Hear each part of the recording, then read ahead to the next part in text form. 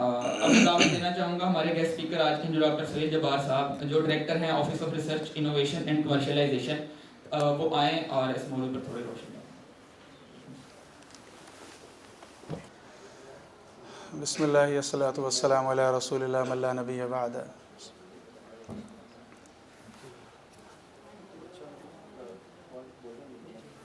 پہلا جو اہم پوائنٹ ہے جس پر یہ تمام سٹنگ اور تمام محفل کو سجایا گیا ہے، وہ ہے حضرت عمر فاروق رضی اللہ تعالیٰ عنہ کی شہادت کا۔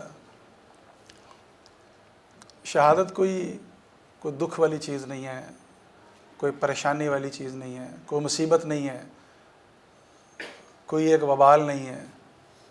اصل میں تو ان اللہ اشتری من المؤمنین انفسہم واموالہم بان لہم الجنہ، اللہ تعالیٰ نے تو مومنین کی جان کو اور ان کے مالوں کو جنت کے بدلے میں خرید لیا ہے۔ تو جب ہم سب آلریڈی ہمارا سودا ہو چکا، ہماری جان کا بھی ہمارے مال کا بھی، تو باقی کیا رہ جاتا ہے؟ میرا نہیں خیال کچھ رہ جاتا ہے۔ تو جس کی جان ہے اس کے سپرد کر دینا، اور اس طرح سے اس کے سپرد کرنا کہ جس میں وہ اس کو لینے کو بہترین طور پہ پسند کرتا ہو۔ اور اللہ کے نزدیک جان کو اس کے سپرد کرنے کی سب سے خوبصورت طریقہ کیا ہے؟ شہادت۔ اللہ کے ہاں جان کو اس کے سپرد کرنے کا سب سے بہترین طریقہ کیا ہے؟ شہادت۔ اور اس بہترین طریقے پہ حضرت عمر فاروق رضی اللہ تعالیٰ عنہ نے اپنی جان کو اللہ کے سپرد کیا۔ ایک دفعہ حضور نبی کریم صلی اللہ تعالیٰ وسلم حضرت عمر فاروق، حضرت بکر صدیق اور عثمان کے ساتھ ایک پہاڑ پہ کھڑے تھے۔ پہاڑ تھوڑا سا جنبش میں آیا، شاید یہ محسوس کرتے ہوئے کہ کتنی بڑی ہستیاں میرے اوپر ہیں۔ تو اللہ کے نبی صلی اللہ علیہ وسلم نے کیا کہا پہاڑ کو؟ اسٹوڈنٹ صاحب سے توجہ کی درخواست ہے ادھر، please be silent, be attentive. کچھ female still they are gasping with each other, please be silent and be attentive. تو پہاڑ کو تھوڑا سا جنبش میں آیا، تو حضور نبی کریم صلی اللہ علیہ وسلم نے پہاڑ کو کہا ہے پہاڑ رک، کیا تجھے پتہ نہیں تیرے اوپر ایک نبی، ایک صدیق اور 2 شہید ہیں؟ اللہ کے نبی صلی اللہ علیہ وسلم نے پہلے ہی بشارت دے دی تھی۔ تو حضرت عمر فاروق رضی اللہ عنہ نے اپنی جان کو اللہ کے سپرد اس بہترین طریقے سے کیا۔ صحابہ کے بارے میں عمومی طور پہ تو صحابی کہتے کس کو ہیں؟ وہ ہستی جس نے ایمان کی حالت میں حضور نبی کریم صلی اللہ علیہ وسلم کو دیکھا ہو اور اس ایمان کی حالت میں ہی ان کا اللہ سے وصال ہوا ہو، اسے ہم صحابی کہتے ہیں۔ ان صحابہ کے بارے میں حضور نبی کریم صلی اللہ علیہ وسلم نے بے بہت ساری روایات ہیں۔ قرآن کے اندر صحابہ کی عظمت کا بیان کیا گیا۔ محمد رسول اللہ والذین معاہ اشداء علی الکفار رحماء بینہم تراہم رکعا سجدا یبتغون فضلا من اللہ ورضوانا سیماہم فی وجوہہم من اثر السجود ذالک مثلہم فی التوراۃ ومثلہم فی الانجیل کزرع اخرج شطأہ فآزرہ فاستغلظ فاستوى علی سوقہ۔ یہ پورا رکوع اسی پر ہے صحابہ کی شان پر، اور جس کے بارے میں حتیٰ کہ یہاں تک ہے کہ صحابہ کے ماتھے پہ جو نماز کے محراب ہیں ان کا ذکر بھی پچھلی کتابوں میں موجود ہے، اور ان کی خصوصیات بیان کی گئی۔ اولئک هم المؤمنون حقا اولئک هم المفلحون آمنوا کما آمن الناس۔ بے تحاشا آیات قرآن پاک کی صحابہ کی عظمت پر ہیں۔ اللہ کے نبی نے کیا فرمایا تھا؟ میرے صحابہ ستاروں کی مانند ہیں، کسی ایک کی بھی اتباع کرو گے تو ہدایت پا جاؤ گے۔ انہی ستاروں میں سے خوبصورت ستارے جو کہ چمکتے ستارے ہیں وہ تو میرے فاروق رضی اللہ تعالیٰ عنہ ہیں، جن کو اللہ رب العزت نے جو ایمان کی دولت سے نوازا۔ ایک روایت کے مطابق 39ویں نمبر پہ ایمان لے کر آئے، لیکن اللہ کے نبی کے اتنے قریب ہوتے چلے گئے کہ دوسرے نمبر پہ پہنچ گئے۔ حضرت عمر فاروق رضی اللہ عنہ کا ایک کسی بھی شخصیت کی شہادت کی اگر ہم بات کریں تو ہم اگر کہیں کہ وہ کتنا عظیم ہے تو یقیناً اس کی زندگی پہ تھوڑی سی نظر ڈال لینی چاہیے، تاکہ ہمیں پتہ چلے کہ یہ شخص کتنا عظیم تھا، اور اس شخص کا دنیا سے چلے جانا دنیا والوں کے لیے کتنا بڑا نقصان کا باعث تھا۔ ویسے میں نے بتایا کہ شہادت کیا چیز ہے؟ شہادت تو اللہ سے ملاقات کا بہترین ذریعہ ہے۔ اللہ کے نبی صلی اللہ علیہ وسلم نے خود شہادت کی دعا کی، ثم احیا ثم اقتل ثم احیا ثم اقتل ثم احیا ثم اقتل، مجھے قتل کیا جائے پھر زندہ کیا جائے، پھر قتل کیا جائے پھر زندہ کیا جائے، پھر قتل کیا جائے پھر زندہ کیا جائے۔ اللہ کے نبی سے خود دعا کی ہے۔ اور ویسے بھی موت تو مومن کے لیے تحفہ ہے جو ایک دوست کو دوست سے ملاتا ہے۔ حدیث کا مفہوم ایک حدیث قدسی ہے کہ جس کو اللہ سے ملنے کا شوق ہے اللہ کو بھی اس سے ملنے کا شوق ہے، اور جس کو اللہ سے ملنے کا شوق نہیں اللہ کو بھی اس سے ملنے کا کوئی شوق نہیں اس سے۔ تو اللہ سے ملنے کا شوق رکھنا چاہیے، موت کا انتظار کرنا چاہیے، موت سے محبت کرنی چاہیے، لیکن موت کو مانگنا نہیں چاہیے، موت سے محبت، موت سے انتظار۔ مسلمان اس دنیا کے اندر اپنی زندگی بنانے نہیں آیا، یہ ذہن میں رکھیے، اپنی موت کو خوبصورت بنانے آیا ہے۔ زندگی کا جو کچھ، دنیا بقدر مقدر اور آخرت بقدر مشقت۔ دنیا جتنی مل چکی وہ لکھی جا چکی، لیکن موت کیسے ہونی ہے اس کے لیے ہم نے خود ایفرٹ کرنی ہے، اور ایسی خوبصورت موت ہو کہ آسمان سے 500 فرشتے جنت کے لباس لے کر آئیں۔ وہ ایک بڑی لمبی روایات ہے۔ مقصد یہ ہے کہ موت خوبصورت بنانے کے لیے ساری زندگی کو گزارنا ہے ایسے کہ جس طرح اللہ کو پسند آ جائے۔ اور یہ اگر خوبصورت زندگی دیکھی جائے تو حضرت عمر فاروق رضی اللہ عنہ جب ایمان لے کر آئے، میں تھوڑے سے چنکس میں چیزیں بیان کروں گا اور اس کو پھر کنکلوڈ کریں گے شہادت پہ، کہ حضرت عمر فاروق رضی اللہ تعالیٰ عنہ یہ ایسے بڑے کبائر سرداروں میں سے تھے عرب کے کہ جن کا سکہ تھا، جن کی طوطی بولتا تھا کہ یہ ایک مضبوط اور طاقتور شخصیت ہیں، اور ڈیسیژن میکنگ کے اندر اپنا لوہا منواتے تھے۔ سارے کفار کے سردار کھڑے ہوئے بیٹھے ہوئے ہیں اور میٹنگ ہو رہی ہے کہ کیسے حضور نبی کریم صلی اللہ علیہ وسلم کو روکا جائے کہ یہ ایمان اور اسلام کی روشنی کو یہ شخص پھیلاتے چلے جا رہے ہیں۔ تو طے یہ ہوا کہ ان کو قتل کر دیا جائے، نعوذ باللہ۔ اور عمر نے کہا کہ میں قتل کروں گا۔ انہوں نے کہا ہاں تم ہی قتل کر سکتے ہو۔ اب وہ نکلے ہیں وہاں سے ننگی تلوار لے کے اور جا رہے ہیں حضور نبی کریم صلی اللہ علیہ وسلم کو قتل کرنے کے لیے جا رہے ہیں، اور راستے میں عمر کو حضرت سعد بن ابی وقاص ملے ایک روایت کے مطابق۔ تو وہ کہا کہاں جا رہے ہو؟ انہوں نے کہا محمد کو قتل کرنے جا رہا ہوں۔ انہوں نے کہا کہ کیا تم بنو عبد مناف اور بنو ہاشم سے نبڑ لو گے؟ وہ تو تمہیں بدلے میں قتل کر دیں گے۔ انہوں نے کہا اچھا مجھے لگتا ہے تو بھی بے دین ہو گیا۔ انہوں نے کہا تلوار نکال لی۔ حضرت سعد بن وقاص بھی عرب کے شیروں میں سے تھے، تلوار نکال لی، لڑائی ہونے لگی۔ تو حضرت سعد نے کیا کہا کہ عمر جا کے اپنے گھر کا تو پہلے حال پتہ کر، تیری بہن اور بہنوئی کا حال تو پتہ کر۔ انہوں نے وہاں ہی چھوڑا اس کو، بہن کے گھر چلے گئے۔ بہن کے گھر جب گئے، دروازہ کھٹکھٹایا، اندر حضرت خباب رضی اللہ تعالیٰ عنہ، حضرت ان کی بہن اور بہنوئی دونوں کو قرآن پڑھا رہے تھے اور چپکے سے قرآن پڑھا رہے تھے۔ جیسے ہی دیکھا کہ حضرت عمر، جیسے کہ عمر آیا باہر، تو وہ حضرت خباب تو چھپ گئے جا کے اندر، جو قرآن کے صفحات ہیں وہ وہیں رہ گئے۔ اب جب اندر چلے گئے، حضرت عمر کے لیے دروازہ کھولا، اندر آتے آتے انہوں نے بہن کو مارنا شروع کر دیا۔ وہ بہنوئی چھڑانے آیا، اس کو بھی بہت مارا۔ بہن چھڑانے آئی تو اس کو ایسا تھپڑ مارا کہ خون نکلنے لگ گیا اور وہ گر گئی، بے ہوشی کے قریب ہو گئی۔ تو پھر اس کا غصہ کو ٹھنڈا ہوا عمر کا، تو وہ اٹھے وہاں پر چلے اور کہتے اچھا بتاؤ تم کیا کر رہے تھے؟ مجھے لگ رہا ہے کہ تم یہ قرآن پڑھ رہے تھے، تم یہ لفظ پڑھ رہے تھے۔ وہ کتاب صفحات سامنے پڑھے ہوئے تھے، وہ اٹھانے لگے تو ان کی بہن نے اٹھا لی۔ انہوں نے کہا نہیں، اس کو ناپاک ہاتھ نہیں لگا سکتے، پہلے جا کے وضو کر، غسل کر، پھر واپس آ۔ وہ ضد کرتی رہیں اور حتیٰ کہ انہوں نے وضو کیا، غسل کیا، پھر قرآن پڑھا۔ سورۃ طٰہٰ کی کچھ آیات تھیں۔ جب یہاں پر پہنچے نا سورۃ طٰہٰ کی آیات پہ، اننی انا اللہ، یہاں تک پہنچے تو یہ آیت پڑھی تو ان کے دل کی کائے پلٹ گئی۔ کہتے اچھا چلو مجھے محمد کے پاس لے کے چلو صلی اللہ علیہ وسلم۔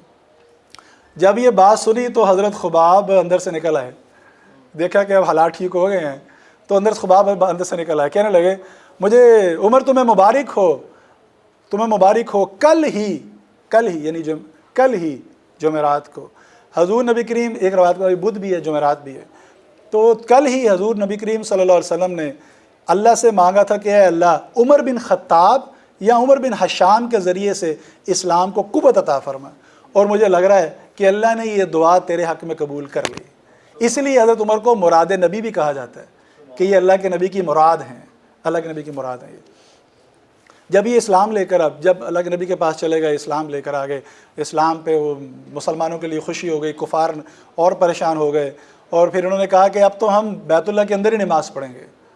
پھر پہلی دفعہ حضرت عمر فاروق رضی اللہ عنہ کے اسلام لانے کے بعد صحابہ نے بیت اللہ میں نماز پڑھی، بیت اللہ میں نماز پڑھی۔ حضرت عبداللہ ابن عباس رضی اللہ عنہ فرماتے ہیں، بہت بڑے کبائر صحابہ میں سے ہیں عبداللہ ابن عباس رضی اللہ عنہ، وہ فرماتے ہیں کہ عمر رضی اللہ تعالیٰ عنہ کا اسلام لانا، اسلام کی ایمان لانا، اسلام کی فتح تھی۔ ان کی خلافت اسلام کے لیے رحمت تھی، اور ان کی ہجرت اسلام کے لیے نصرت تھی۔ اسلام ایمان لے آئے، اس کے بعد تقریباً تمام جنگوں کے اندر حضور نبی کریم صلی اللہ علیہ وسلم کے ساتھ شریک رہے، اور حتیٰ کہ اللہ کے نبی صلی اللہ علیہ وسلم کا وصال ہو گیا، اور پھر ابو بکر صدیق رضی اللہ عنہ کو کنسنسس سے خلیفہ بنایا گیا۔ دوسرے خلیفہ حضرت عمر فاروق رضی اللہ تعالیٰ عنہ ہیں۔ حضرت عمر فاروق رضی اللہ عنہ کی جب ان کو خلیفہ بنانے لگے تو حضرت ابو بکر صدیق رضی اللہ عنہ کو ریکمینڈ کیا۔ لوگوں نے کہا، صحابہ نے کہا کہ یہ تو بڑے سخت مزاج ہیں، امت کے اوپر بڑے سخت ہوں گے۔ تو کیا کہا کہ میں دیکھتا ہوں، میں جانتا ہوں، لیکن جب عمر پہ خلافت کا بار پڑے گا تو یہ نرم ہو جائیں گے۔ اور اس نرمی کی مثالیں میں کچھ آپ کو دیتا ہوں۔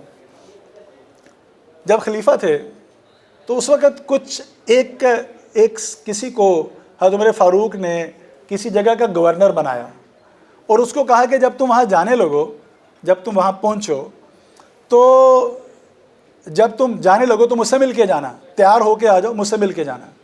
وہ جانے لگے، ان سے ملنے آئے، سارا سامان تیار کر کے لے آئے، ان سے ملنے لگے۔ حضرت عمر فاروق رضی اللہ عنہ حضرت حسنین میں سے کسی کے ساتھ کھیل رہے تھے، ان سے بات کر رہے تھے، یا کچھ اور بچے تھے، کسی کو چوما انہوں نے نا، تو وہ شخص بڑا حیران ہو، کہتے آپ کے پاس اتنی بڑی خلافت کی ذمہ داریاں ہیں، اتنے مصروف ہیں، اور ابھی بھی پھر آپ بچوں کو پیار کرتے ہیں۔ تو وہ کہنے لگے کہ تمہارے کتنے بچے ہیں؟ انہوں نے کہا میرے اتنے بچے ہیں، تو میں تو کسی سے پیار نہیں کرتا۔ انہوں نے فوراً جو عہد نامہ تھا، یعنی جس میں ان کی نومینیشن تھی، ان کا ڈیسیژن تھا کہ یہ خلیفہ ہیں، یہ گورنر ہیں، اور وہاں جا کے دکھانا تھا لوگوں کو کہ یہ گورنر، مجھے گورنری ملی، انہوں نے اس کے سامنے فوراً پھاڑ دیا۔ انہوں نے کہا یہ کہ آپ نے کیوں پھاڑ دیا؟ تو کہنے لگے کہ جس کے دل میں بچوں کے لیے پیار نہیں ہے، وہ رعایا کے لیے کیا پیار کر رکھے گا، وہ رعایا کا کیا خیال کرے گا۔ حضرت عمر فاروق رضی اللہ عنہ کی سٹائل یہ تھا کہ رات کو گھر سے باہر نکلا کرتے تھے اور گشت کیا کرتے تھے۔ بڑی مشہور بات ہے، ہم نے پرائمری میں پڑھی تھی، اب پتہ نہیں کتابوں میں رہ گئی کہ نہیں باتیں، وہ کہ بیٹی دودھ میں پانی ملا دو، یاد آ گیا ہوگا سب کو، بیٹی دودھ میں پانی ملا دو، عمر نہیں دیکھ رہا، عمر کا خدا تو دیکھ رہا ہے۔ حضرت عمر فاروق رضی اللہ عنہ نے اسی لڑکی کا پھر رشتہ مانگا اپنے بیٹے کے لیے، حضرت عاصم کے لیے، جو کہ بہت بڑی ایک فقیہ شخصیت تھی اس وقت کی۔ اپنے بیٹے کے لیے رشتہ مانگا، اور پھر اس سے نکاح بھی ہو گیا، اور پھر جب جایا کرتے تھے تو بیٹی اس کو کہا کرتے تھے بہو کو کہ وہی الفاظ کہو، عمر نہیں دیکھ رہا، عمر کا خدا تو دیکھ رہا ہے۔ اور وہاں سے نکلے، پھر انہی بیٹے کی نسل میں سے آگے ہم نے سنا ہوگا کہ ایسی شخصیت، یہ خلفاء راشدین، چاروں خلفاء کے بعد ایک ایسی شخصیت آئی کہ جن کی مثال دوبارہ ملنا مشکل ہے بلکہ ناممکن ہے۔ وہ حضرت عمر بن عبدالعزیز رحمۃ اللہ علیہ تھے، جن کی کئی براعظموں میں حکومت تھی، وہ انہی کی نسل میں سے تھے، اسی عاصم اور وہ لڑکی اور اس کی نسل میں سے تھے حضرت عمر بن عبدالعزیز رحمۃ اللہ علیہ۔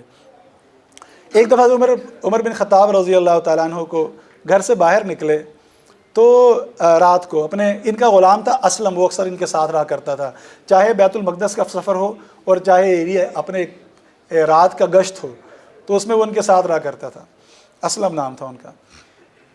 وہ گئے گشت کر رہے تھے، دیکھا کہ کہیں پر کہیں پر آگ جل رہی ہے اور کچھ اندر سے عورت کے رونے کی آواز آ رہی ہے، اور اس کا شوہر باہر کھڑا ہے۔ اسے پوچھا کیا ہوا؟ انہوں نے کہا یہ درد ذہ میں ہے۔ فوراً گھر گئے ہیں، اپنی بیوی کو لیا ہے اور بیوی کو جا کے وہ سارا عمل کروایا، پیدائش کا عمل کروایا، اور پھر اس کو واپس لے کے اور پھر اس کے سارا انتظامات کیا۔ ایک دفعہ اس طرح ہی جا رہے تھے اپنے غلام کے ساتھ، تو راستے میں دیکھا کہ ایک چھوٹا سا خیمہ لگا ہوا ہے، تو وہاں پر جب رکے تو دیکھا کہ بچے رو رہے ہیں، ایک عورت پاس ہے، شوہر اس کا فوت ہو، شوہر ہے نہیں اس کا، تو اجازت لے کے سلام کر کے اجازت لے کے پاس جا کے بیٹھ گئے، اور ان سے پوچھنے لگے کہ کیا ہوا، کیوں بچے رو رہے ہیں؟ کہنے لگی کہ بھوک کی وجہ سے رو رہے ہیں۔ تو انہوں نے کہا کہ یہ تم نے چولہے پہ کیا رکھا ہوا ہے؟ وہ کہتی میں نے بچوں کو بہلانے کے لیے دیچکی میں پانی بوائل کرنے رکھا ہوا ہے۔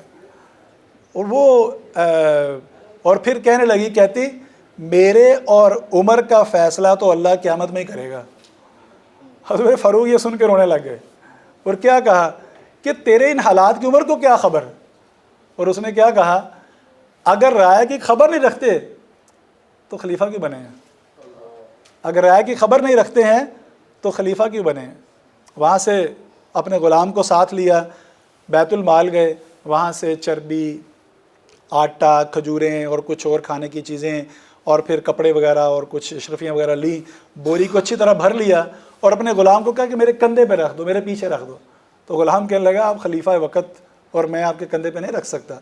تو کیا کہا، کہنے لگے کہ اس سے بات تو ہوتی رہی، نہیں رکھ دو، وہ کہتا نہیں رکھنا۔ آخر میں کیا کہا، کہنے لگے کیا قیامت میں میرا بار بھی تو ہی اٹھائے گا؟ وہ چپ کر گیا، کندھے پہ رکھ دیا، جلدی جلدی تیز سے اس کے پاس پہنچے اور وہاں پر پھر ہنڈیا میں ڈالا جو بھی سامان، اس میں سرید وہ ایک حریرہ سا بنایا، یہ کھجور اور چربی اور آٹا وغیرہ مکس کر کے نا حریرہ بنایا، اور وہ خود بنا رہے ہیں اور خود پھونکے مار رہے ہیں اس میں آگ کو بھڑکانے کے لیے، اس کا دھواں ان کی آنکھوں میں پڑ رہا ہے، ان کی داڑھی پہ پڑ رہا ہے۔ سارا حریرہ تیار کیا، ان بچوں کو کھلایا اور پاس بیٹھ گئے۔ اور وہ عورت کیا کہنے لگی، عورت کہنے لگی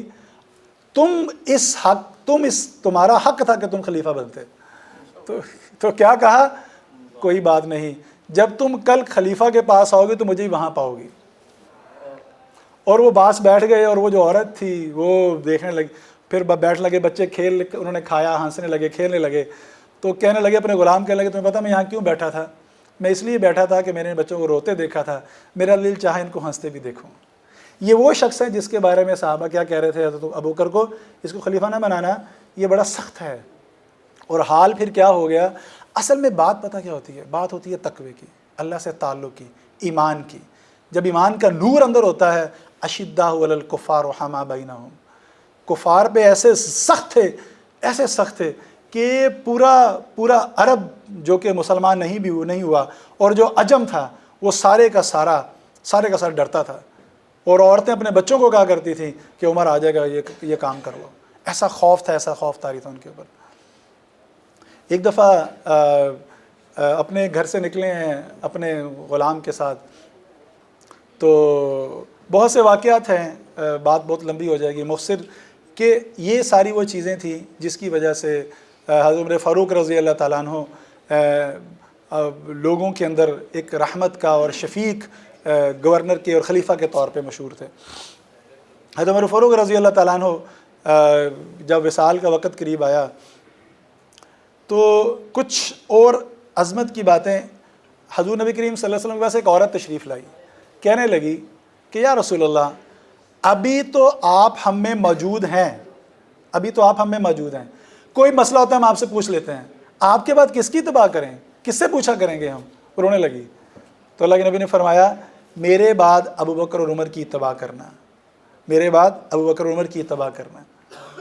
حضور نبی کریم صلی اللہ علیہ وسلم نے فرمایا میرے 2 وزیر آسمان پر اور 2 زمین پر، 2 وزیر آسمان پر اور 2 زمین پر، اس آسمان پر جبرائیل اور میکائیل اور زمین پر ابوبکر اور عمر۔ اس لیے جب حضرت عمر فاروق کا جنازہ جا رہا تھا تو حضرت ابن عباس رضی اللہ عنہ فرماتے ہیں کہ میرے کندھے پہ کسی نے ہاتھ رکھا، میں نے پیچھے مڑ کے دیکھا تو حضرت علی رضی اللہ تعالیٰ عنہ تھے، اور وہ فرمانے لگے کہ جنازے کو کہہ رہے تھے، کہتے ہیں مجھے پتہ تھا عمر تیری جگہ یہاں پر ہی ہوگی، کیونکہ میں نے بارہا اللہ کے نبی کو کہتے سنا ہے میں ابوبکر اور عمر گئے، میں ابوبکر اور عمر آئے، میں ابوبکر عمر بیٹھے، میں ابوبکر عمر، میں ابوبکر اور عمر، میں ابوبکر اور عمر، مجھے پتہ تیری جگہ یہاں پر ہی ہونی ہے۔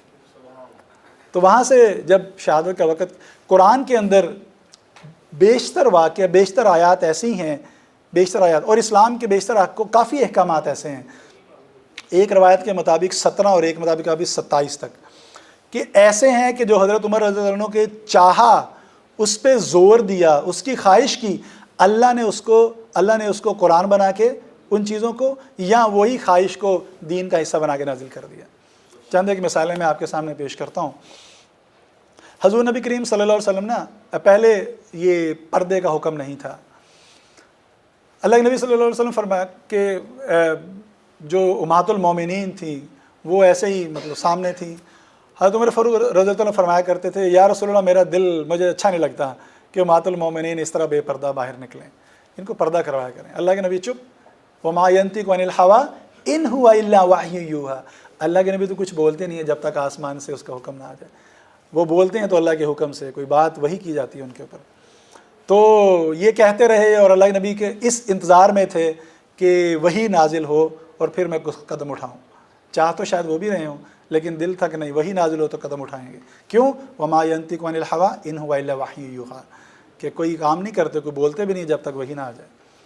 تو اس طرح ہی کرتے رہے حتیٰ کہ آسمان اللہ کی طرف سے قرآن نازل ہوا، پردے کی آیات نازل ہوئیں، اور اس کے بعد سے پردہ سب مومنین عورتوں کے لیے عام ہو گیا، کیونکہ مومن عورت اور غیر جو مسلمان عورت ہے اور غیر مسلم عورت ہے اس کے درمیان پکچر کا بڑا واضح فرق ہے، اس کے لک کا بڑا واضح فرق ہے، کیونکہ جو مسلمان عورت ہے وہ باحیا اور حیا کا ایک پیکر ہوتی ہے، اور غیر مسلم ہے اس کے لیے کیوں؟ اللہ کے نبی صلی اللہ علیہ وسلم نے کیا فرمایا؟ حیا اور ایمان ساتھ ساتھ ہیں، جب ایک چلا جاتا ہے تو دوسرا بھی نہیں رہتا، جب ایک چلا جاتا ہے تو دوسرا بھی نہیں رہتا۔ اگر حیا ایمان نہیں ہے تو حیا کا اگزامپل کوئی نہیں ہے۔ ہاں جو انٹرنل جو چیزیں اللہ نے رکھی ہیں اندر طبیعت کے اندر وہ اور باتیں ہیں، لیکن حیا اور ایمان کا ایک جز ہے۔ اور کیا کہا، کیا حدیث ہے جس کا مفہوم ہے کہ جو پچھلے انبیاء کی جتنی تعلیمات ہیں ان تعلیمات میں سے ایک جو مشترک اور خوبصورت تعلیم ہے وہ حیا ہے۔ اب وہ جب سارا پردے کا حکم نازل ہو گیا اور وہ ہو گیا، پردہ نافذ ہو گیا، اس کے بعد ایک اور کچھ واقعات۔ ایک دفعہ غزوہ بدر کے بارے میں سب نے سنا ہے کہ جب کچھ قیدی آئے تو ان کے بارے میں فیصلہ ہوا ان کا کیا کیا جائے، تو کچھ صحابہ نے کیا کیا، آپس میں کنسنسس یہ ہو گیا حضور نبی کریم صلی اللہ علیہ وسلم کا صحابہ کے ساتھ کہ یہ ہو گیا کہ اچھا جی فدیہ لے کے یا 10 کو پڑھا دیا جائے فدیہ لے کے۔ تو حضرت عمر فاروق کا کیا سٹائل تھا، جیسے مزاج تھا ویسا ان کا ڈیسیجن تھا اور ویسی ان کی سجیشن تھی، اور انہوں نے کہا کہ ہر کوئی اپنے ہی رشتہ دار کو قتل کر دے۔ ایمان، کیونکہ وہ سٹارٹ تھا اسلام کا، ایمان کا جم جانا، ایمان کا راسخ ہو جانا، وہ کہہ رہے تھے یہی اس کی ایک مثال ہو سکتی ہے کہ ہر کوئی اپنے آپ قتل کرے۔ کیوں؟ کیونکہ لا الہ الا اللہ، اللہ کی ذات سب سے اوپر، اس سے اوپر کوئی نہیں، نہ رشتہ داری، نہ تعلق، نہ دوست، نہ بیوی، نہ شوہر، نہ مہمان، نہ دوست، نہ کچھ اور، اللہ کی ذات سب سے اوپر۔ اسی لیے اذان میں ہر چیز کو، اذان کے بارے میں اللہ کے نبی صلی اللہ علیہ وسلم کیا فرمایا کرتے تھے؟ حضرت امی عائشہ صدیقہ فرماتی ہیں کہ اللہ کے نبی صلی اللہ علیہ وسلم ہمارے درمیان بیٹھے ہوتے تھے، خوش گپیاں کر رہے ہوتے تھے، جیسے ہی اذان کی آواز آتی ایسے ہو جاتے جس طرح میں پہچانتے ہی نہیں ہیں۔ کچھ لوگوں نے حضرت علی رضی اللہ عنہ کو کہنے لگے کہ امیر المومنین جب اذان ہوتی ہے آپ کے چہرے کا رنگ زرد پڑ جاتا ہے، ہم پہ تو اثر نہیں ہوتا اس کا، ایسا کچھ ہم پہ طبیعت نہیں ہوتی، کہ تمہیں پتہ چل جائے کہ یہ کس کی طرف بلاوا ہے، تمہارا بھی ایسا ہی حال ہو جو میرا ہی حال ہوتا ہے۔ حضرت عمر فاروق رضی اللہ عنہ نے یہ ڈیسیجن، یہ اپنا سجیشن دی کہ قتل اس کو قتل کرے، جو جس کا رشتہ دار ہے جو قیدی اس کو قتل کرے، لیکن کنسنسس ہو گیا کہ نہیں، فدیہ لے کے اور پھر پڑھا کے وہاں۔ اللہ رب العزت نے آسمان سے جو قرآن کی آیت نازل کی وہ بھی اسی سے ملتی، اسی کے مطابق کی کہ جو حضرت عمر فاروق کا فیصلہ تھا کہ نہیں، ایمان کی جو عظمت ہے وہ سر بلندی ہے وہ اسی میں تھی۔ اور بہت سے واقعات ہیں قرآن کے اندر جو ایسے ہی نازل ہوئے۔ پھر اس طرح کچھ آیات ایسی تھی جو اللہ کے، جو حضرت عمر فاروق رضی اللہ عنہ نے بولی وہی اللہ نے آیات ایز اٹ از نازل کر دی۔ شہادت کا کچھ واقعہ بڑا عجیب سا ہے۔ یہ جو یہاں پر اوریٹر تھے انہوں نے جو بات کی، ایک وہ تھا پارسی تھا، ایران کا رہنے والا نا، نہاوند ایک جگہ تھی، وہاں جب مسلمانوں نے اس کو فتح کیا نہاوند کو، تو عمر فاروق رضی اللہ عنہ نے اس وقت خلیفہ تھے، وہاں پر جو لوگ قیدی بن کے آئے ان سب کو جب مدینہ میں لایا گیا تو اس کے اندر یہ ابو لولو فیروزہ بھی تھا۔ اس فیروزہ نے کیا کیا، وہ فیروزہ بھی یہاں پر آ گیا۔ جب غلام تقسیم ہوئے تو یہ جو فیروزہ تھا یہ حضرت مغیرہ بن شعبہ، یہ قداور صحابہ میں سے ہیں، بڑی شخص، بڑے بڑے کبائر صحابہ میں سے ہیں، مغیرہ بن شعبہ رضی اللہ تعالیٰ عنہ، یہ ان کے حصے میں آ گیا۔ اب یہ جو تھا نا فیروزہ، اس کی ایکسپرٹیز یہ تھی کہ وہ نقش نگاری کا اور لوہے کا کام بڑا اچھا کرتا تھا۔ تو اب ہوا طے یہ تھا کہ یہ ڈیلی اپنے مالک یعنی حضرت مغیرہ بن شعبہ کو 2 درہم دیا کرے گا، 2 درہم دیا کرے گا، اور 2 درہم آج کے کوئی زیادہ اماؤنٹ بنتی نہیں ہے، اور وہ اس وقت کے بھی بڑی معمولی سی اماؤنٹ تھی 2 درہم۔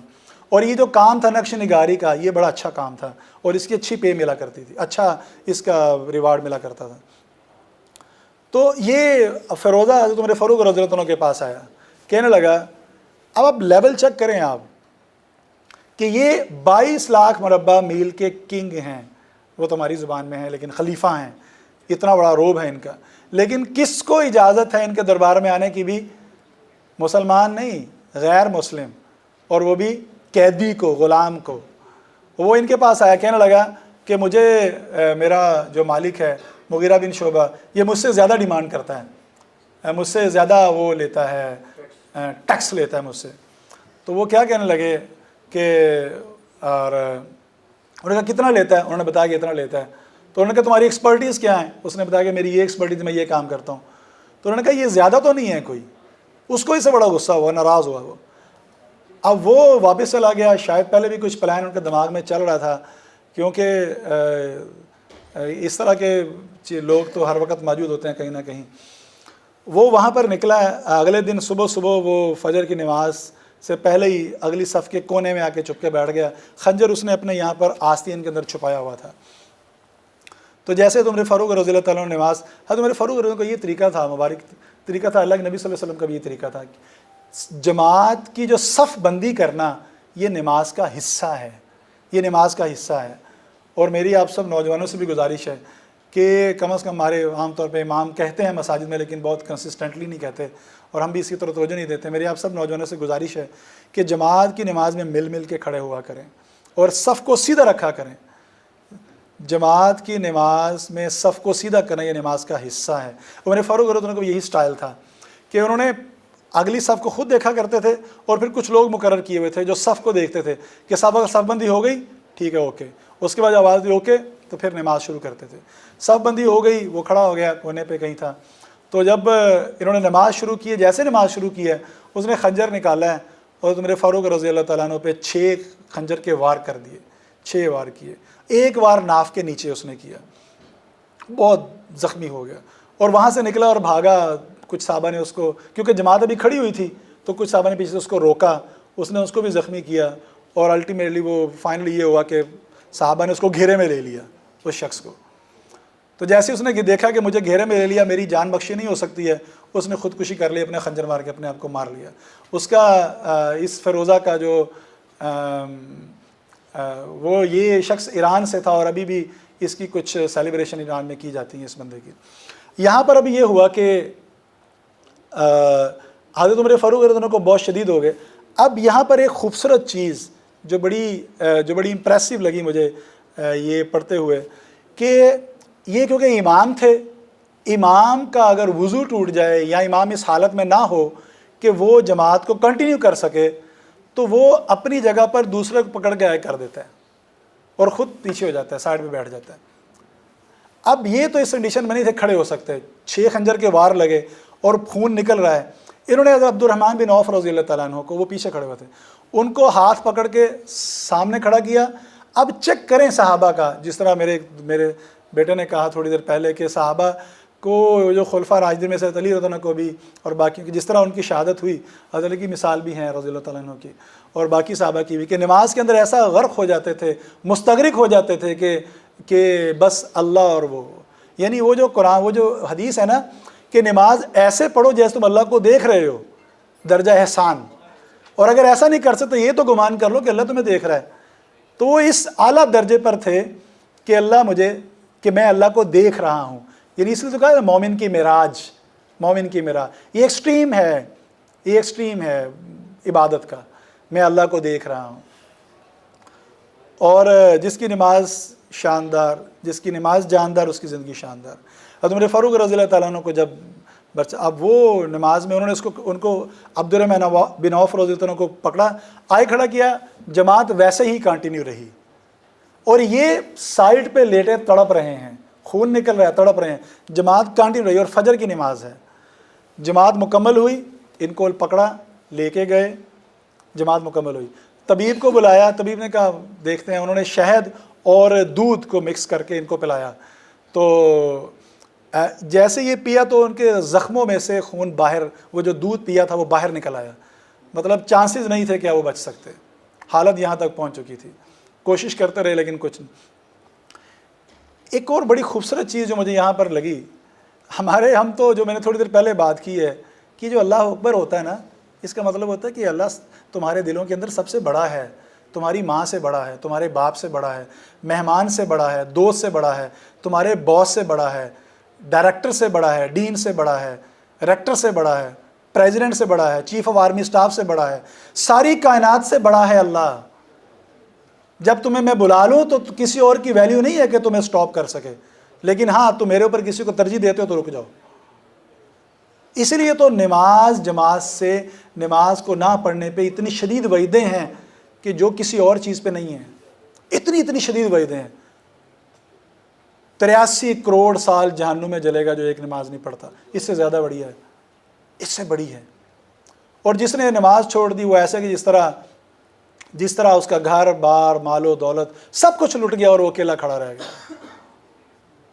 جو نماز میں سستی کرتا ہے اس کے 15 عذاب ہیں، 15 عذاب ہیں۔ وہ پیاسا مرے گا، سارا سمندر پہ لے اس کی پیاس نہیں بجھے گی،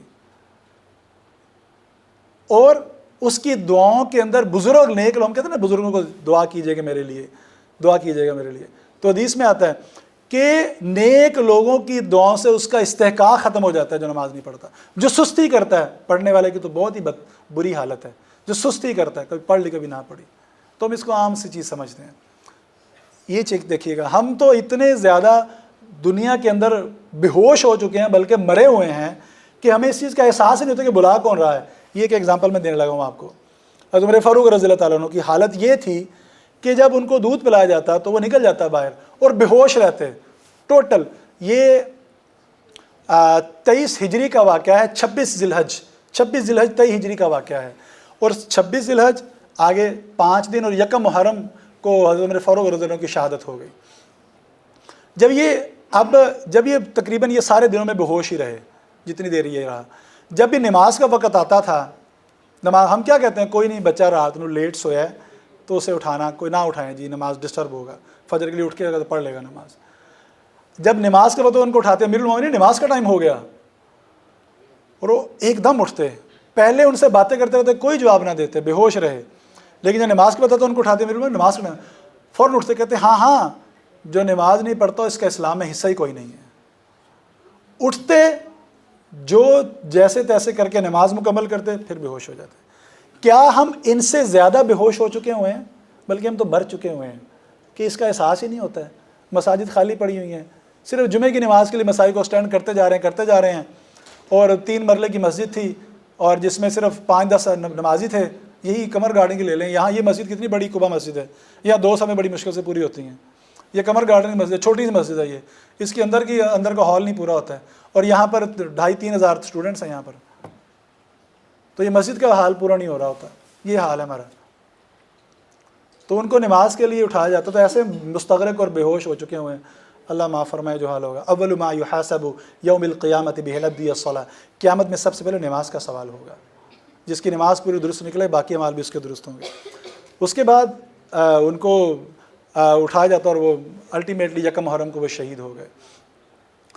جب شہید ہو گئے، شہید ہونے سے کچھ عرصہ پہلے انہوں نے اپنے بیٹے کہا، عبداللہ بن عمر کو کہا رضی اللہ تعالیٰ عنہ، ان کو کہا کہ جا کے امی عائشہ صدیقہ سے پوچھ کے آنا کہ عمر اپنے ساتھیوں کے ساتھ دفن ہونے کی اجازت چاہتا ہے، حضور نبی کریم صلی اللہ علیہ وسلم اور اس کے ساتھ ابوبکر صدیق رضی اللہ تعالیٰ عنہ، اور ایک جگہ خالی تھی۔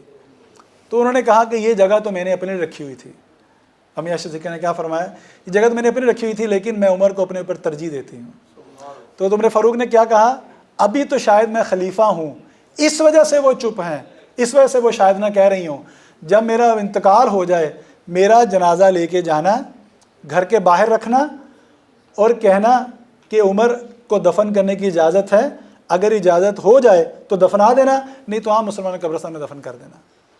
عمر فاروق جب یہ انتقال کا وقت قریب آیا تو عمر فاروق رضی اللہ تعالیٰ عنہ نے اپنا سر نیچے زمین پر رکھا ہوا، زمین پہ مٹی میں رول رہے اور کیا کہہ رہے ہیں، اے عمر اگر اللہ نے تجھے معاف نہ کیا تیرا کیا بنے گا؟ حضرت عمر فاروق نے فرمایا کرتے تھے ایمان، مومن کا جو ایمان ہے وہ خوف اور امید کے درمیان میں ہوتا ہے۔ کیا فرمایا کہ اگر یہ اعلان ہو جائے، اللہ کی ذات پہ ایسی امید تھی، اور ہم سب کو اللہ پہ گمان درست کرنا چاہیے، اللہ پہ گمان بہت بڑی طاقت ہے، بہت بڑی طاقت ہے۔ یہ گمان ہی تھا کہ اللہ نے فرشتوں کو نہیں کہا کہ جا کے ابراہیم کو بچاؤ، خود اللہ نے براہ راست حکم دیا۔ کیوں؟ کیونکہ جب ابراہیم نے اپنے اور میرے درمیان کوئی واسطہ نہیں رکھا تو میں اس کی مد میں بھی اپنے اس کے درمیان واسطہ کوئی نہیں رکھوں گا۔ یہ گمان ہی تھا جن نے براہ راست اللہ نے حکم دیا یا نارو کونی بردوں وسلام علی ابراہیم۔ تو اللہ پہ گمان درست کرنا بڑی بات ہے۔ نوجوان سے گزارش ہے اللہ پہ اپنا گمان درست کریں۔ یہ کانفیڈنس، جس طرح ہم ٹرسٹ کرتے ہیں اپنی طاقت پہ، اپنی پاور پہ، اپنے کانفیڈنس پہ، اپنی سکلز پہ، اپنے گٹس پہ، اپنی کیپیبلٹیز پہ، اس سے سب سے بڑھ کے اللہ پہ یقین۔ کیا کہتے ہیں، اللہ پر یقین اور تکبر میں تھوڑا سا ہی فرق ہے۔ ساری خوبیاں ہیں اس پہ ایفرٹ کرنی، لیکن سب کو ڈال دینا اللہ پہ۔ اگر وہ کر دیا تو وہ توکل، اگر یہ نہ کیا تو تکبر، تھوڑا سا ہی فرق ہے۔ تو جب ان کو لے کے جایا گیا تو میرے فاروق رضی اللہ عنہ کو، ان کو کیا کہہ رہے ہیں، عمر اگر اللہ نے تجھے معاف نہ کیا تو تیرا کیا بنے گا؟ اور ان کے بیٹے نے ان کا سر اٹھایا اور اپنی جھولی میں رکھا، انہوں نے کہا مت کرو ایسا، مجھے زمین پہ ہی میرا سر ڈال دو۔ فائنلی ان کو اٹھایا، شہید ہو گئے، ان کو لے کے گئے، باہر رکھا ان کا جنازہ امی عائشہ صدیقہ کے گھر کے باہر، تو وہ گھر میں ہی تھیں۔ تو اندر جا کے حکم عرض کیا کہ ام المومنین حضرت عمر اندر دفن ہونے کی اجازت ان کو دے دیجیے۔ انہوں نے اپنا چادر اٹھائی، اپنا نقاب کی، اپنا چھپایا اپنے آپ کو، اور باہر نکل گئے اور ان کو دفنا دیا گیا۔ جس طرح میں نے پہلے کہا کہ حضرت عمر فاروق رضی اللہ عنہ کے کافی نکاح تھے، یہ نہیں یکے بعد دیگرے۔ ایک ان کا نکاح جو کہ ان کی یہ چیز مثال بنتی ہے کہ اللہ کے نبی صلی اللہ علیہ وسلم کے خاندان سے کتنی محبت تھی، ان کو کتنی محبت تھی کہ جب یہ وظیفے اسکالرشپس طے کیے گئے لوگوں کے کہ کیا کس کا کتنا اسکالرشپ ہوگا، تو کچھ صحابہ نے کہا کہ سب سے پہلے تو ہم آپ کا وظیفہ مقرر کرتے ہیں۔ کہتے ہیں نہیں، سب سے پہلے تو حضور صلی اللہ علیہ وسلم کو درمیان میں رکھیں اور جو اللہ کے نبی سے جتنا قریب تھا اس کے مطابق ان کا وظیفہ مقرر کریں، اور اس کے بعد پھر دیکھیں گے کیا کرتا ہے۔ پھر سب سے پہلے جو حضور صلی اللہ علیہ وسلم کے گھر والے تھے ان کا وظیفہ طے کیا گیا۔ حضرت حسن اور حسین رضی اللہ تعالیٰ عنہما کا وظیفہ مقرر کیا گیا۔ تو آگے کرتے کرتے پھر پانچویں کیٹیگری میں جا کے ان کا وظیفہ مقرر ہوا، اور اس طرح ہی ان کی حضرت علی رضی اللہ تعالیٰ عنہ کے جو بچے تھے ان میں سے ان کی ایک بیٹی تھی حضرت فاطمہ سے، ان کا نام تھا ام کلثوم رضی اللہ تعالیٰ عنہ، جو کہ حضرت علی رضی اللہ عنہ کی حضرت فاطمہ سے بیٹی تھی۔ ان کا نکاح حضرت عمر فاروق سے ہوا، اس لیے ان کو داماد علی کہتے ہیں۔ داماد علی، مراد رسول اور سسر رسول بھی کہتے ہیں، کہ اللہ کے نبی صلی اللہ علیہ وسلم کے سسر بھی تھے یہ، کہ ان کی ایک بیٹی حضرت حفصہ رضی اللہ تعالیٰ عنہ وہ بھی حضور صلی اللہ علیہ وسلم کے عقد میں تھی، ہماری ماں ہیں وہ بھی۔ نہیں، یہ سارے جو واقعات آپ کو سنائے، یہ سارا مقصود کیا ہے؟ یہ سارے باتیں کانوں کے چسکے نہیں ہیں کہ سنا اور بات ختم کر دی، کیا بات ہے، کیا زبردست واقعہ سنایا، مزہ آ گیا جی۔ تو اصل میں کانوں کے چسکے نہیں ہیں، یہ اصل بات ہے عمل پہ کھڑے ہونے کی۔ آخری بات میں کروں گا کہ جب ایک جنگ تھی، جنگ قادسیہ، بس لاسٹ بات انشاءاللہ ختم کرتے ہیں اس کو۔ جنگ قادسیہ یہ بڑی گھمسان کی جنگ تھی، یہ ایران کے ساتھ جنگ تھی۔ جنگ قادسیہ یہ 16 ہجری کے درمیان میں ہوئی ہے۔ حضرت خنسہ رضی اللہ تعالیٰ عنہ، ان کے 4 بیٹے تھے، وہ بھی اسی میں شہید ہوئے، ایک جگہ بعد دیگرے۔ جب یہ اتنی زبردست جنگ تھی کہ حضرت عمر فاروق مدینہ میں تھے اور بڑے کاشیس تھے، بڑے وریڈ تھے اس جنگ کے حالات کے بارے میں۔ تو جیسے یہ جنگ جیتی، حضرت سعد بن وقاص رضی اللہ عنہ کمانڈر تھے، جیسے وہ انہوں نے جنگ جیتی تو انہوں نے ایک بندہ بھیجا کہ جا کے مدینہ میں بتا کے آئیں کہ ہم نے مسلمانوں کو فتح دے دی اللہ نے۔ اب یہ عمر فاروق رضی اللہ عنہ اتنے کانشیس اس بارے میں، اتنے زیادہ وریڈ رہتے تھے اس جنگ کے بارے میں، ڈیلی صبح فجر کے بعد چلے جاتے، وہاں پہنچتے مدینہ کے باہر، وہاں انتظار کرتے رہتے، جب امید ہو جاتی کہ اب نہیں آئے گا کوئی، پھر واپس آ جاتے، ڈیلی یہ کام کرتے۔ ایک دن باہر نکلے تو دیکھا دور سے کوئی شخص آ رہا ہے، اب جو آنے والا شخص تھا وہ حضرت عمر فاروق کو جانتا نہیں تھا، وہ آ رہا ہے اور یہ وہاں پہنچے تو جیسے وہ قریب پہنچا وہ شخص، وہ اونٹ پہ سوار تھا، یہ پیدل تھے، وہ قریب پہنچا تو اسے کہنے لگے کہاں سے آ رہے ہو؟ انہوں نے کہا قادسیہ سے آ رہا ہوں۔ تو انہوں نے کہا کیا خبر ہے؟ کہنے لگے اللہ نے مسلمانوں کو فتح عطا کر دی۔ اس پہ شکر کیا۔ اب وہ شخص کیونکہ پہچانتا نہیں تھا، نہ اونٹ سے اترا، نہ کوئی ویلیو دی ان کو، اور ان کی حیت بھی ایسی ہی رہتی تھی۔ واقعہ تو بہت سے کہنے والے ہیں، لیکن یہ دل کرتا ہے کہ بولتے چلے جائیں، یہ ایسی شخصیت ہیں۔ اس لیے تو اللہ نے فرمایا میرے بعد کوئی نبی ہوتا تو عمر ہوتا، لیکن میرے بعد کوئی نبی نہیں ہے۔ وہاں سے نکلے ہیں، اب وہ شخص اونٹ پہ سوار ہے اور بھاگتا چلا جا رہا ہے، اونٹ پہ سوار ہے اور جاتا جا رہا ہے، یہ ساتھ جا رہے ہیں۔ کہتے ہیں اچھا پھر کیا ہوا، کیسی رہی، اچھا اب سے کیا ہوا؟ وہ سوال کرتے ہیں، وہ شخص جواب دیتا جا رہا ہے، اور وہ اونٹ پہ چلتے جا رہا ہے، ساتھ بھاگتے چلے۔ اب امیجن کریں یہ ساری سچویشن کو، وہ بھاگتا چلا جا رہا ہے، حتیٰ کہ جب وہ مدینہ کے اندر پہنچے تو لوگوں نے کہا السلام علیکم یا امیر المومنین، السلام علیکم یا امیر المومنین۔ اس کے تو پاؤں سے زمین نکل گئی کہ میں امیر المومنین سے کیا سلوک کر رہا ہوں۔ وہ فوراً نیچے اترا، کہتے مجھے معاف کر دے، مجھے پتا ہوتا کہ آپ عمر ہیں تو میں کبھی بھی ایسا نہ کرتا۔ انہوں نے کہا اونٹ پہ بیٹھو، اس کو اونٹ پہ بٹھایا، وہ بزد تھا نہیں میں آپ کے ساتھ چلوں گا، انہوں نے کہا اونٹ پہ بیٹھو، زبردست کو اونٹ پہ بٹھایا۔ کہتے اب جو تم بات کر رہے تھے کرتے جاؤ، میں تمہارے ساتھ چلوں گا۔ اور وہ اونٹ پہ بیٹھا ہوا شخص ہے، وہ بتاتا جا رہا ہے، یہ ساتھ بھاگتے جا رہے ہیں۔ جب گھر میں پہنچے اب وہاں اس کو بٹھایا، سارے لوگ اکٹھے ہوئے، سب مسلمانوں کو فتح کی خبر سنائی، اور پھر سب کے سامنے ایک تقریر کی جس کے کچھ الفاظ میں آپ کو بتاتا ہوں۔ کیا کہنے لگے، جس کا مفہوم ہے اس سارے بات کا؟ کہنے لگے کہ اے لوگو میں تو ایک عام سا شخص تھا، اللہ نے مجھے عزت دی اور تمہارا خلیفہ بنا دیا۔ میں تم لوگوں کی خدمت کروں، تمہارے کام آؤں، یہ میرے لیے، میں تو اللہ کا ایک عام غلام ہوں، میں تم لوگوں کی خدمت کروں، تمہارے کام آؤں، یہ میرے لیے سعادت کا باعث ہے۔ اور اگر میں یہ چاہوں، یہ خواہش کروں کہ تم میرے دروازے پہ آ کے کھڑے ہو اور میرا انتظار کرو، تو یہ میرے لیے بدبختی کی علامت ہے۔ میں تو ایک عام سا غلام ہوں۔